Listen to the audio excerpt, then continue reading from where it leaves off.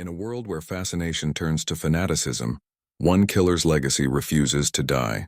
It began with Sarah Whitmore, David Cross, and Helen Price, victims of the original ritualist whose eerie crimes froze the town of Ashbrook in fear. Years later, Emily Carter's death reignited that nightmare, drawing true crime podcaster Evan Holt into a web of suspicion and obsession. But the real mastermind, Lydia Crane, a brilliant criminology student, would turn the ritualist's murders into something far more terrifying, a movement. It began in the quiet town of Ashbrook, a place so small that most people never locked their doors. The town sat between rolling hills and dense pine forests, where the mornings smelled of dew and wood smoke. It was the kind of place where everyone knew everyone, and gossip moved faster than the mail. That peaceful rhythm broke one October evening when police received a call from a neighbor complaining about a strange odor coming from the flat next door. Inside, officers found the body of a young woman named Sarah Whitmore. She was lying on the floor, her body arranged carefully within a perfect circle of candles. Every candle had burned down to the same height. In front of her face, a mirror stood upright, reflecting her lifeless eyes back at the room. On her chest rested a single black feather. Nothing else appeared disturbed. No sign of forced entry, no stolen valuables, just that chilling precision that made even the most seasoned detective uneasy. The town was shocked. Murders were unheard of in Ashbrook, let alone something so strange and ritualistic. Within a week, whispers spread about occult activity, curses, and secret societies. The police, desperate for leads, brought in forensic experts, but nothing made sense. The apartment held no fingerprints besides Sarah's, and the feather was clean of any traceable DNA. The coroner's report suggested she had been strangled with something thin, possibly a cord or wire, but it had been removed. The only real evidence was the careful arrangement left behind. 2 weeks later, a second body appeared, this time a man named David Cross, found in his farmhouse on the outskirts of town. The scene was almost identical. The candles, the mirror, the feather, even the same faint scent of wax and ash. The only difference was the feather's placement. It rested slightly to the left of his heart instead of in the center. Detectives noted the change but couldn't determine its meaning. Panic began to spread. Local papers gave the murderer a name, the Ritualist. As winter set in, fear tightened its grip. People stopped walking home after dark. Shopkeepers closed early. Churches filled every Sunday with frightened faces. The police increased patrols, but the killer always seemed one step ahead.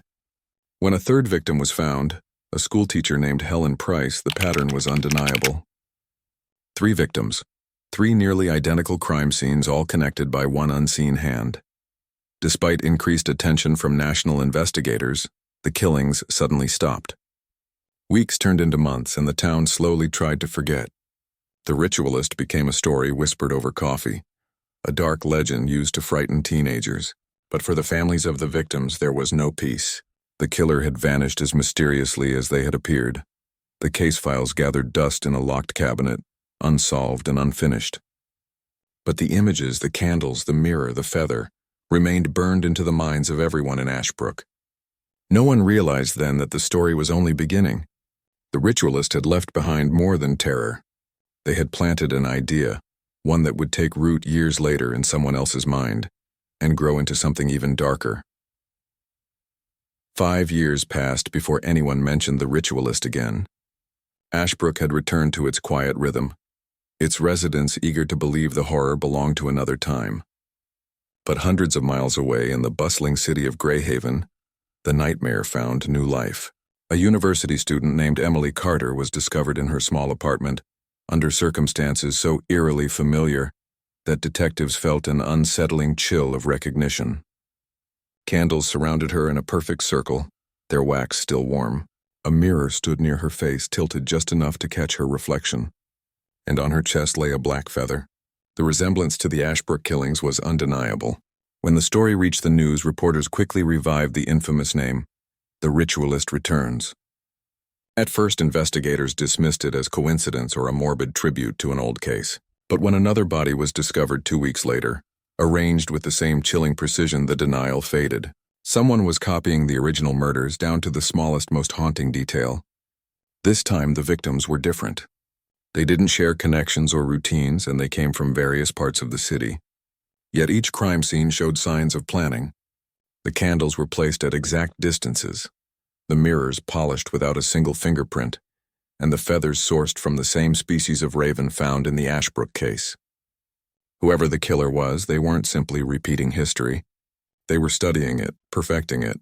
The police formed a special unit to investigate, revisiting old files from Ashbrook and consulting detectives who had worked the first case. Every report, photograph, and autopsy note was re-examined. Yet, the new killer seemed even more meticulous than the original. Where the first ritualist left traces of human touch, a misplaced candle, a smudge on glass, the copycat's scenes were flawless. It was as if the new murderer was treating the crimes as a form of art, an imitation so exact it bordered on obsession. Public fascination grew as the media pored over every gruesome detail. Online forums sprang to life with theories about the killer's identity. Some believed the original ritualist had returned after years in hiding. Others claimed the copycat was a student of the first murderer's work, determined to outdo them. A few even romanticized the killings, turning them into macabre stories shared late at night on social media. As investigators struggled to find a pattern, the city's fear deepened. Lock manufacturers reported record sales. Women began traveling in groups after dark. Cafes and bars that once stayed open until midnight started closing early. It was as though the ritualist's shadow had spread across Greyhaven, feeding off attention and fear. Then, as suddenly as they began, the murders stopped again. Weeks went by, then months, with no new victims. The police, exhausted and confused, wondered if the killer had been scared off, or if they were simply waiting. But buried deep in one of the city's surveillance archives, a small detail went unnoticed for weeks. A figure leaving the second crime scene, their movements calm and unhurried. In their hand, they carried a feather, still black and glossy, untouched by blood or dust. The task force established to track the new ritualist worked around the clock. A mix of seasoned investigators and digital analysts filled the gray, windowless office, where photographs of victims covered the walls. Lines of red string connected locations, dates, and evidence, forming a web that only grew more tangled with time. Every clue seemed to lead nowhere, yet one pattern began to surface. Each new crime was slightly more refined, more deliberate, as though the killer was learning and improving after every act. Forensic teams noticed the candles were no longer store-bought, but handcrafted from pure beeswax, each one precisely the same height. The mirrors, too, were not ordinary. They were vintage, sourced from specific antique markets across the country. The feathers, once thought random, were now positioned at a fixed angle pointing north. These details suggested a level of planning that went far beyond imitation. Whoever was behind it was treating murder as a ritual of perfection. Psychologists brought onto the case described the killer as a narcissist, someone desperate to leave their mark. They believed the murderer was driven by admiration for the original ritualist but wanted to surpass them, to become the true master of the design.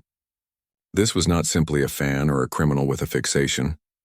It was an artist in pursuit of legacy. Detectives dug into the online world of true crime enthusiasts, hoping to find anyone obsessed with the old case.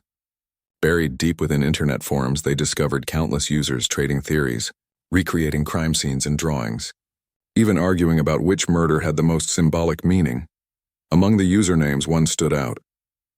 A person calling themselves Echo of the Ritual had been posting detailed analyses of the original crimes, referencing angles, candle spacing, and mirror placement with eerie accuracy.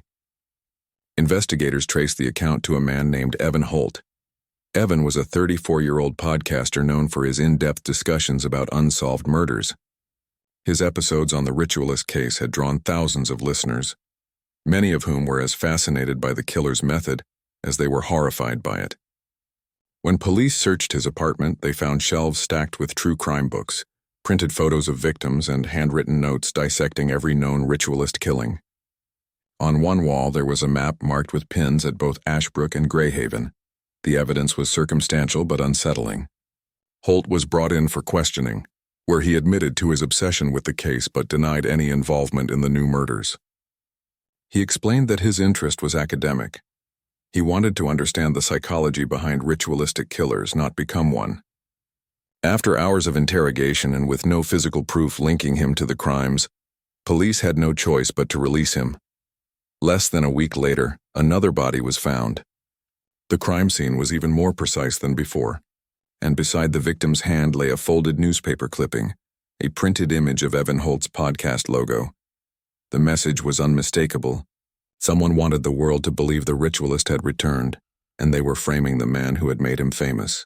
But the real question was why, and how many others were willing to continue the ritualist's legacy. Evan Holt's life crumbled almost overnight. The moment the photograph of his podcast logo appeared in the news, he became a national villain. Sponsors withdrew, his episodes were taken down, and strangers hurled abuse at him online.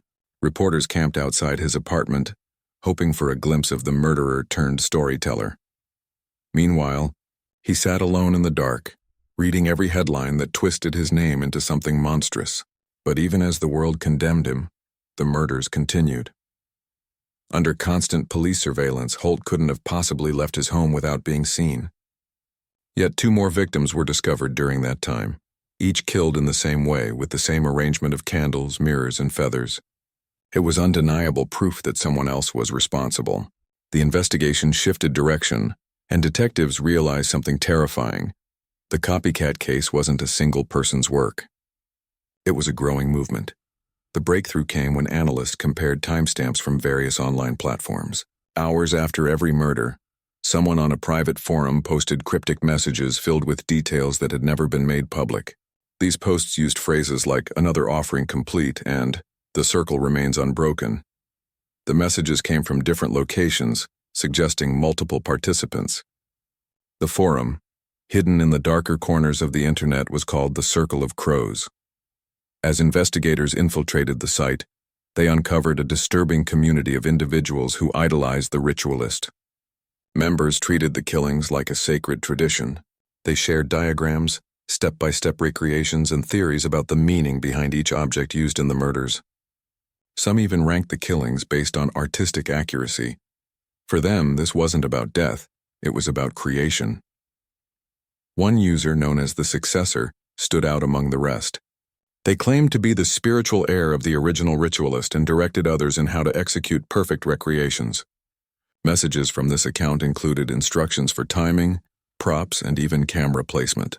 Investigators believed the Successor might be the one orchestrating all the killings, turning true crime fascination into a deadly cult. The police traced an IP address connected to the forum, leading to a student apartment near Greyhaven University. When officers raided the space, they found walls plastered with clippings of Evan Holt's articles and podcasts. Notebooks filled with mathematical equations, sketches of ritual circles, and lists of planned victims covered the desk. But the tenant, a criminology student named Lydia Crane, was nowhere to be found. It became clear that Lydia wasn't just another admirer. She was the one coordinating the murders. Through encrypted messages, she had recruited others to act out each scene while she planned from behind the screen. She believed she was preserving the legacy of the ritualist, claiming that each act kept his spirit alive. The revelation stunned the task force. The ritualist had never been a single monster in the shadows. He had become a symbol, passed from one mind to another. What began as one person's madness had evolved into a network of killers who saw themselves as disciples of art. The horror wasn't in one person's hands anymore. It was everywhere, invisible and growing. Lydia Crane was finally caught after investigators staged a trap designed to lure her out of hiding. The task force created a fake news leak, claiming to have discovered a hidden symbol in the original ritualist murders, an invented detail about a final message supposedly left behind. The article described the symbol as a mark of closure, a signal that the circle of death was complete. Within 72 hours, another killing occurred, featuring that exact symbol drawn in blood on the floor. Surveillance cameras around the crime scene captured a woman in a gray hoodie leaving the area just before dawn, her face partially hidden but her posture unmistakably calm. When police arrested her 2 days later, she didn't resist. She simply smiled and said they were late. Inside Lydia's apartment, investigators found notebooks filled with coded messages, sketches of victims, and communications with dozens of people using encrypted chat rooms. She had documented every detail of her coordination. Names, times, even suggestions for new variations of the ritualist's arrangement. She referred to herself not as a killer but as the curator. During questioning, she spoke with an eerie calmness, describing her actions as an act of preservation. She explained that the Circle of Crows wasn't about murder for pleasure. It was about keeping art alive. To her, death was the medium and fear was the audience's reaction. Lydia's arrest exposed a horrifying truth. She hadn't acted alone. The group she led had spread across multiple cities, with members who had never met in person but shared the same obsession. The police raided dozens of locations, uncovering caches of feathers, antique mirrors, and hand-dipped candles waiting to be used. Some members were caught planning new killings while others vanished before they could be found. It became clear that even without Lydia, the movement wouldn't die. The trial captured national attention. The courtroom overflowed with journalists and true crime enthusiasts, all eager to see the woman who had turned fascination into fanaticism.